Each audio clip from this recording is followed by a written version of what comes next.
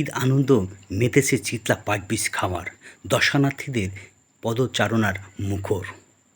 ঈদ মানে আনন্দ আর ভ্রমণ, আর এই ঈদে চিতলা পাটবীজ খামার হয়ে উঠেছে মেহেরপুরবাসীর আনন্দ ভ্রমণের অন্যতম এক গন্তব্য।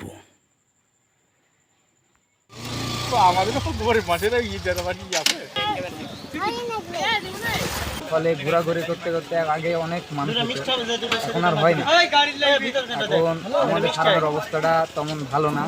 এ জায়গায় যদি রাস্তার কোল দিয়ে কিছু বেঞ্চ টেস আমাদের এই কর্তৃপক্ষ এগুলা একটু দায়িত্ব নিয়ে করে, তাহলে লোকজন আসে বসে। এই জায়গার অনেক মানুষের ব্যবহার খারাপের কারণে ওই জায়গায় এই খারাপটা আস্তে আস্তে মরে যাচ্ছে আর কি।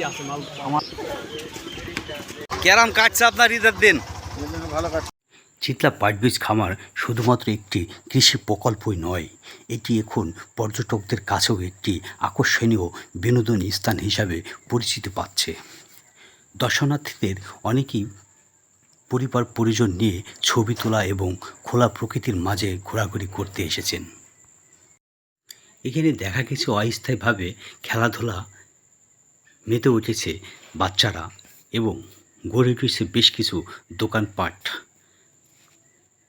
জেলার বিভিন্ন প্রান্ত থেকে আসা মানুষজন প্রাকৃতিক সৌন্দর্য ভরপুর এই খামারে সময় কাটিয়ে ঈদের আনন্দ আরও রঙিন করে তুলেছেন।